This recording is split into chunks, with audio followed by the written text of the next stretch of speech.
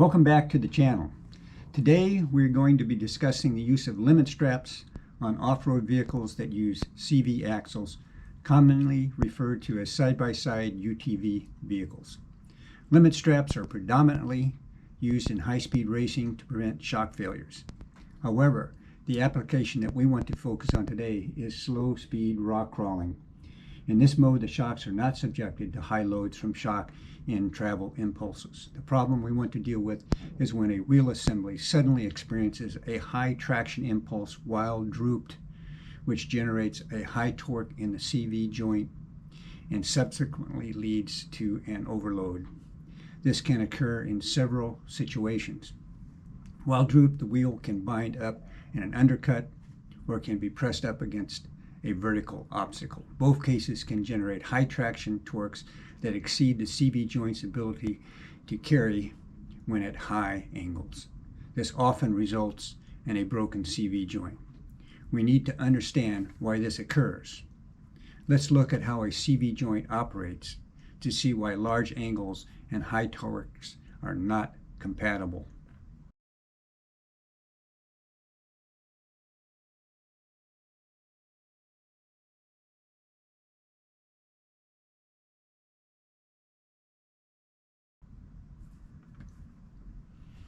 The failure point is where the outer race cannot provide enough force to keep the ball in the track.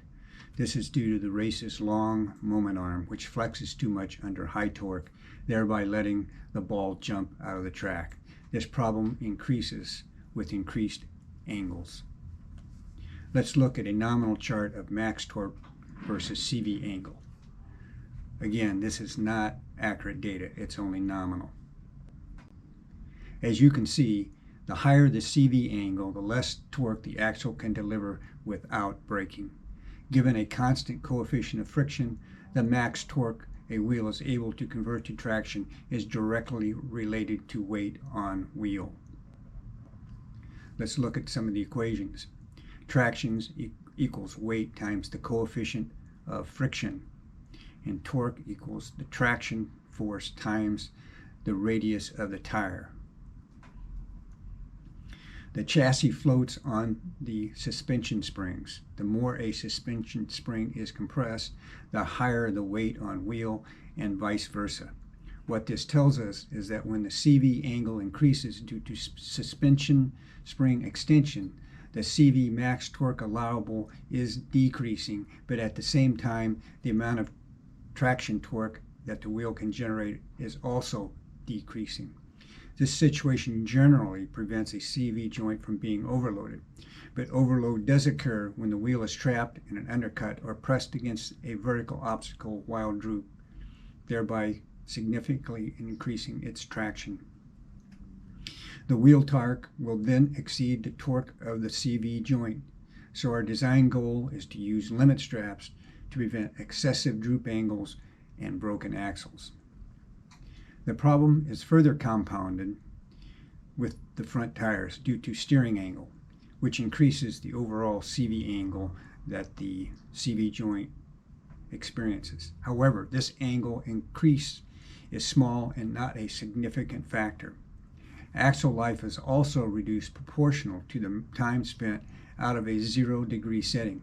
However, with the low speeds and limited mileage associated with rock crawling, this is also not a major factor. I do not have access to actual max torque versus CV angle engineering data.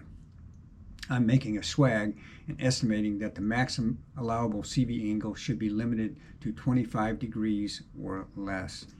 If I do not break any more axles, then my swag will have been proven adequate. If I continue to break axles, I will reduce the maximum droop angle to 20 degrees and again await the results. I have a Super ATV 5-inch lift kit on front and back, which affects my static angles. Factory static angles are close to 0. The following are the resultant axle angles for my side-by-side.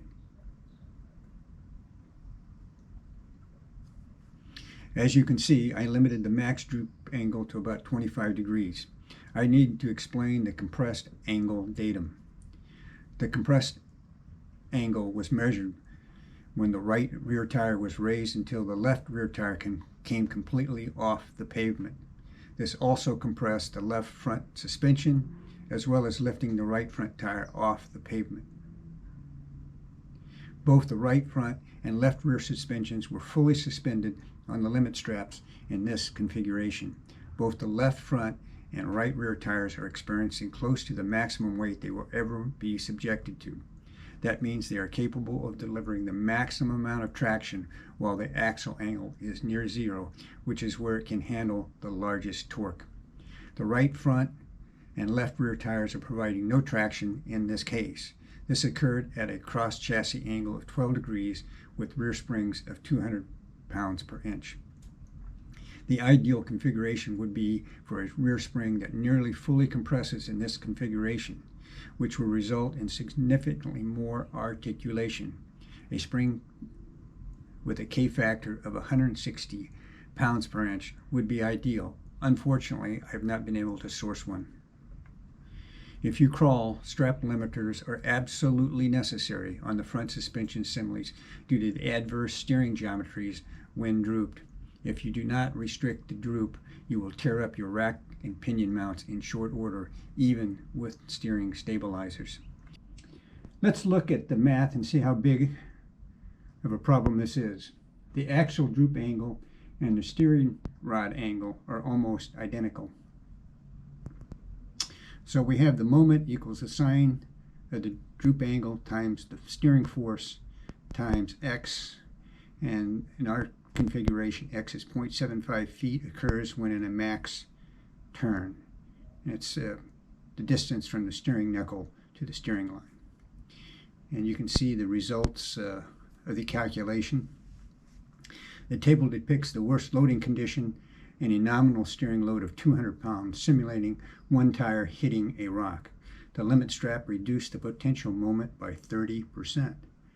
I'm counting on the Sandcraft steering stabilizer to further ameliorate the steering moments. My rig is configured as follows. Shock therapy limit straps on the front end and 28-inch Sandcraft straps on my rear struts with custom attach points. 35-inch Super ATV Warrior tires with Super ATV 5-inch lift kits on both the front and rear. 5 psi tire pressure. Chassis clearance is 19 inches. 4-inch Super ATV 30% GDP portals. Sandcraft steering stabilizer and a Dura clutch. So let's take a look at a few pictures. This pic shows the vehicle lifted on the right rear. The left rear is just off the ground and the left limit strap is fully engaged. This pic shows the left front tire fully loaded. The right front tire is just off the ground. This pic shows the right front limit strap fully engaged. This pic shows the left front spring compressed. This pic shows the left rear limit strap fully engaged. Tire is just off the ground. This pic shows the right rear spring compressed. A spring with a K-factor of 160 would have allowed for full compression and more articulation. This pic shows the amount of chassis clearance in this loading configuration. The limit strap should significantly reduce the probability of breaking an axle while rock crawling and protect your steering assembly. Some of you may say that reducing droop travel would decrease overall traction. Yes, it can, but only slightly and in limited situations. Remember, the more your strut is drooped, the less traction the tire can generate. Just because the strut is extended and the tire is touching the ground does not mean it is delivering any meaningful traction. There is no optimal droop limit. It depends on how risk averse you are. Let's look at a video where I broke my left front axle while fully drooped without any limit straps. You can clearly hear the brake.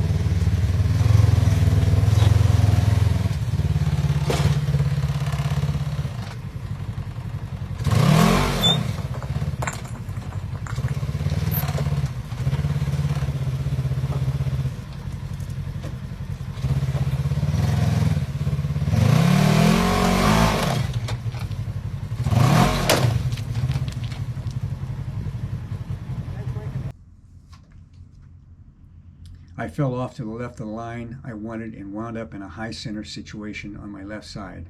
I slid backward and my left front tire fell off the rock and back into the pipe undercut, which generated a high torque which resulted in a broken axle.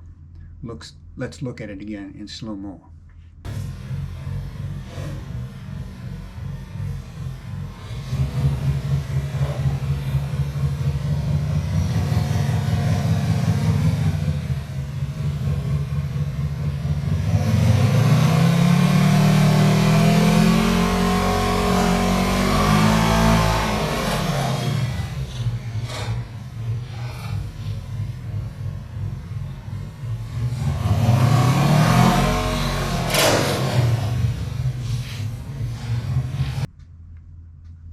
This probably would have been avoided with the limit strap. So let's talk about loading scenarios while crawling. The max tire load is probably 2 times the static load and occurs when one strut is sufficiently compressed so that the opposite tire comes off the ground. With a rear spring K-factor of 200 pounds per inch and a static tire load of 500 pounds, we will only get about 5 inches of strut compression when only one rear tire is providing support. The ideal spring factor occurs when the max spring compression results in an axle angle of 0. In this configuration, the tire is subjected to its maximum chassis force and therefore its maximum traction, while the CV joint is able to convert the maximum torque. There are 4 other important factors that will give you better crawling capacity: chassis clearance, larger tires, water in tires, and low gearing. Also, disconnect the sway bars. You're not doing any high-speed cornering while crawling. The first is chassis clearance. The more the better, but there is an upper limit with CV axles. The more you increase the clearance, the higher your CV angle becomes. You will normally hit your CV angle limit before row stability will become a problem. Increased chassis clearance can be achieved with larger tires, lift kits, and portals. Larger tires increase the drivetrain torque requirement but also improve rolling efficiency. If you crawl side by sides with large tires, you need to utilize portals to handle the increased torques. If you do not use them, then you will overstress your entire drivetrain and clutch. Drivetrain reductions are useful when used in conjunction with portals, but are not a good idea without them. You want to be geared low enough so that your clutch is not having to constantly engage and disengage. A common situation is when you encounter an obstacle. In this case, you need significant torque to move the vehicle. This normally requires the clutch to obtain a higher RPM than normal to generate the required breakout torque to climb over the obstacle. This always results in more belt slippage and heat friction.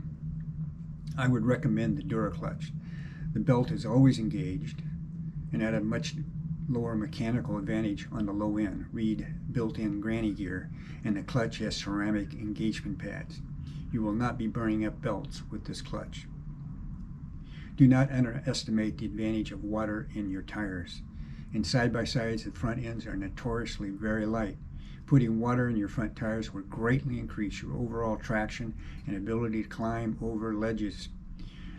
They will also increase your transverse stability. The increased weight in the tires provide a significant counter rollover moment. Thanks for watching.